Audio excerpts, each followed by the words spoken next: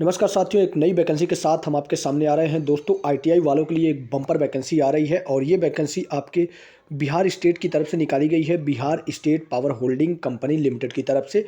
और ये अपने आप में एक बम्पर वैकेंसी है और मैं इतना कह रहा हूँ कि इस वैकेंसी में जितने भी बच्चे फॉर्म अप्लाई करेंगे उन बच्चों में से 90% बच्चों का सिलेक्शन होने वाला है। और मैं ऐसा क्यों कह रहा हूँ, इसका एक बड़ा रीज़न है, एक नहीं बल्कि दो बड़े रीज़न हैं। और उन दोनों रीज़न को मैं डिस्कस करूँगा कि क्यों जी इसमें अप्लाई करने वाले बच्चों में से 90%, अगर 100 बच्चे अप्लाई कर रहे हैं तो 100 में से 90 बच्चों का सिलेक्शन होने वाला है। फिलहाल इस वीडियो को ध्यान से देखिएगा और अगर वीडियो पसंद आए तो वीडियो को लाइक कीजिएगा और चैनल पर नए हैं तो कृपया चैनल को सब्सक्राइब करिएगा। तो देखो, सबसे पहले जो पोस्ट है वो पोस्ट मैं आपको बता देता हूँ। वो पोस्ट है आपका एम्प्लॉयमेंट नोटिस नंबर 5/2024 और ये टेक्नीशियन ग्रेड 3 की पोस्ट है। और इसके अलावा अगर बात करें तो इसके अलावा जो चीज़ें दी गई हैं वो सबसे पहले इन्होंने मेंशन कर दिया है कि टोटल नंबर ऑफ़ जो पोस्ट है वो कितनी है। तो टोटल नंबर ऑफ़ पोस्ट की अगर बात करें तो टोटल नंबर ऑफ़ पोस्ट आपको यहाँ पे देख सकते हैं 2000 पोस्ट है, जो कि बहुत ही अच्छी खासी वैकेंसी है, अच्छा खासा नंबर है। अगर आप अप्लाई करते हो तो कहीं न कहीं आपका सिलेक्शन के चांसेस बहुत ही ज़्यादा है, 90% का रेशियो है। आप कहीं न कहीं सेलेक्ट होने के आपके चांसेस बहुत ही अच्छे हैं। तो ऐसी अपॉर्चुनिटी बार-बार नहीं आती। अगर आप इस फॉर्म को भरते हैं तो कहीं न कहीं आपका सिलेक्शन होने वाला है।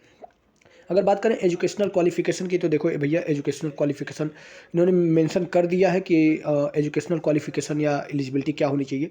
तो सबसे पहले जो आपका है वो मैट्रिकुलेशन होना चाहिए। फिर मैट्रिकुलेशन के बाद आपका 2 ईयर इलेक्ट्रीशियन ट्रेड में आपकी सर्टिफिकेशन होना चाहिए, वो चाहे एससीवीटी से हो या फिर एनसीवीटी से हो। इन दोनों ही माध्यम से अगर आपने 2 साल का इलेक्ट्रीशियन से सर्टिफिकेशन किया है या कोर्स किया है तो आप इस फॉर्म को आसानी से अप्लाई कर सकते हैं। और रही बात कि कुछ लोगों का डाउट होगा कि क्या फाइनल ईयर बच्चे या जो इस साल उस इलेक्ट्रीशियन ट्रेड में इस साल पास आउट होंगे, क्या वो अप्लाई कर सकते हैं? तो उसके लिए इन्होंने पूरा क्लियर कट एक नोटिस दे दिया है और वो नोटिस है कि जो अपीयरिंग कैंडिडेट हैं वो इस फॉर्म को अप्लाई नहीं कर सकते। तो ये चीज़ ध्यान में रखिएगा। और इसके अलावा अगर देखा जाए तो ये कुछ आपके बॉन्ड्स हैं। और देखिए, सबसे जो इम्पोर्टेंट चीज़ है वो है आपकी सैलरी। तो सैलरी के बारे में इन्होंने यहाँ पे मेंशन कर दिया कि लेवल 4 की सैलरी होने वाली है और ये जो सैलरी होगी, ये सैलरी कहीं न कहीं 80,000 के आसपास मैक्सिमम वैरी करेगी। इससे ज़्यादा नहीं होगी, 80,000 तक ही मैक्सिमम सैलरी हो सकती है। तो इस चीज़ को भी ध्यान रखिएगा। और अगर बात एज की करें तो एज आपकी जनरल के लिए जनरली देखा जाता है, तो जनरल के लिए जो एज क्राइटेरिया रखी गई है वो मिनिमम 18 साल और मैक्सिमम 37 साल। और बाकी जो रिजर्वेशन वाले कैंडिडेट हैं वो अपने हिसाब से देख सकते हैं। और इसके आगे जो रिजर्वेशन है वो रिजर्वेशन एज़ पर गवर्नमेंट के हिसाब से रिजर्वेशन उनको दे दिया जाएगा। रिजर्वेशन की कोई टेंशन वाली बात नहीं है, रिजर्वेशन जिनका है वो मिल जाएगा। और इसके अलावा अगर बात करें तो देखिए, एप्लीकेशन फ़ीस यहाँ पे जो उन्होंने रखी है वो एप्लीकेशन फ़ीस जनरल के लिए बहुत ही ज़्यादा है। जनरल के लिए जो एप्लीकेशन फ़ीस है वो बहुत ही ज़्यादा है, 1500 रुपये रखी गई है ईबीसी के लिए, बैकवर्ड क्लास के लिए, इन सारे लोगों के लिए। और अगर आप एससी एसटी कैटेगरी से बिलोंग करते हैं तो 375 रुपये आपको यहाँ पे देखने को मिल जाएंगे। यानी कि एससी कैटेगरी वाले को बस 375 रुपये ही पे करने पड़ेंगे। और इसके आगे अगर बात करें मोड ऑफ़ सिलेक्शन की तो देखो भैया, मोड ऑफ़ सिलेक्शन वही है जो कि लगभग हर जगह होता है। सीबीटी एग्ज़ाम होता है और सीबीटी एग्ज़ाम के बेसिस पे ही आपकी मेरिट बनती है और मेरिट के हिसाब से लोगों को सेलेक्ट किया जाता है। और बाकी इसके आगे क्या है, अलॉटमेंट ऑफ कंपनी, तो ये सारी चीज़ें आपके अभी काम की नहीं है। और यहाँ पे जो इम्पोर्टेंट पॉइंट है वो है आपकी इम्पोर्टेंट डेट। तो इम्पोर्टेंट डेट को ध्यान में रखिएगा कि आपको फॉर्म कब भरना है। जैसे कि ऑनलाइन आपका रजिस्ट्रेशन 1 अप्रैल से हो जाएगा और 30 दिन का इन्होंने टाइम दिया है, 30 अप्रैल तक आप इस फॉर्म को अप्लाई कर सकते हैं। और इन्होंने एक टेंटेटिव डेट दी है कि मतलब मई जून 2024 में ही आपके फाइनल पेपर करा लिए जाएंगे।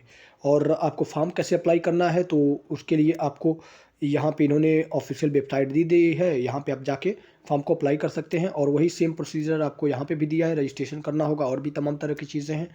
और यहाँ पे इन्होंने मेंशन किया है कि जो इम्पॉर्टेंट इंस्ट्रक्शन तो भाई ये तो फॉर्म, जब भी आप फॉर्म फिलअप कर रहे होंगे या फिर कभी पहले आपने फिलअप किया होगा तो इसके बारे में आपको नॉलेज ज़रूर होगा। तो इस चीज़ को आप देख लीजिएगा। और बाकी फर्दर हम आगे मूव करते हैं कि आगे क्या है। तो आगे कुछ वैसा इंपॉर्टेंट चीज़ नहीं है। यहाँ पे देखिए इंपॉर्टेंट डेट दे दी गई है कि मतलब ये नोटिफिकेशन कब जारी किया गया है, और इस नोटिफिकेशन के जारी करने की डेट और सिग्नेचर ये सारी चीज़ें यहाँ पे मेंशन कर दी गई हैं। और इसके अलावा जो आपके सिलेबस हैं, क्योंकि जो एग्ज़ाम होगा टेक्नीशियन ग्रेड थर्ड के लिए उसका सिलेबस भी होना चाहिए, क्योंकि जब तक सिलेबस बेसिस आप पढ़ेंगे नहीं तब तक आपको कुछ भी पता नहीं चलने वाला और एग्ज़ाम आपका अच्छा नहीं जाने वाला।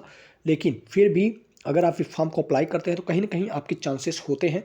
रीज़न क्या है, वो रीज़न में मैं आपको अभी बता देता हूँ। देखिए, सबसे पहला रीज़न ये कि अगर देखा जाए तो जो एप्लीकेशन फ़ीस रखी गई है, जैसा कि जो जनरल वाले हैं उनके लिए एप्लीकेशन फ़ीस 1500 रुपये रखी गई है। और ये 1500 रुपये बहुत ही ज़्यादा है। मतलब कि देखा जाए तो 1500 रुपये यार बहुत ज़्यादा होते हैं। ये अगर देखा जाए तो अगर गेट का नाम आपने सुना होगा तो गेट में 1500 रुपये या फिर 1800 रुपये एप्लीकेशन फ़ीस लगती है। तो उतनी फ़ीस इन्होंने रख दी है, और उन्होंने ये फ़ीस इसलिए रखी है कि वही कैंडिडेट इस फॉर्म को अप्लाई करें जो इस पोस्ट के लिए एलिजिबल हो और उनका इंटरेस्ट हो इस पोस्ट पर जॉब करने के लिए, इस जॉब को आगे बढ़ाने के लिए। तो यहाँ पे सबसे बड़ा एक फैक्टर ये होता है। और दूसरा जो सबसे बड़ा फैक्टर है, दूसरा सबसे बड़ा फैक्टर ये है कि जो आपकी क्वालिफ़िकेशन है, जो इसेंशियल क्वालिफ़िकेशन है, एलिजिबिलिटी है, उसमें केवल और केवल एक ही ट्रेड एलिजिबल है और वो ट्रेड है इलेक्ट्रीशियन। तो ये वैकेंसी पूरी की पूरी आईटीआई में इलेक्ट्रीशियन वालों के लिए है। तो ये 2000 वैकेंसी बहुत ही बड़ा रोल प्ले करने वाली है। अगर आप इस फॉर्म को अप्लाई करते हो तो कहीं न कहीं अगर मान लीजिए 100 नंबर का ये पेपर होता है, तो 100 नंबर में से अगर आप 40 नंबर, जो कि इसकी जो पासिंग क्राइटेरिया होती है, अगर आप 40 नंबर भी ला देते हैं तो कहीं न कहीं आपका सिलेक्शन होने वाला है। तो दोस्तों, उम्मीद करते हैं आपको सारी चीज़ें समझ में आ गई होंगी। आखिर मैं ऐसा क्यों कह रहा था कि 100 में से 90 बच्चों का सिलेक्शन होना ही होना है। 10 बच्चों का इसलिए नहीं होगा क्योंकि वो एग्ज़ाम में 40 नंबर नहीं लाने की कैटेगरी में जाएंगे, और बाकी 90 बच्चे अगर 40 नंबर लाते हैं तो कहीं ना कहीं उनका सिलेक्शन हो जाने वाला है।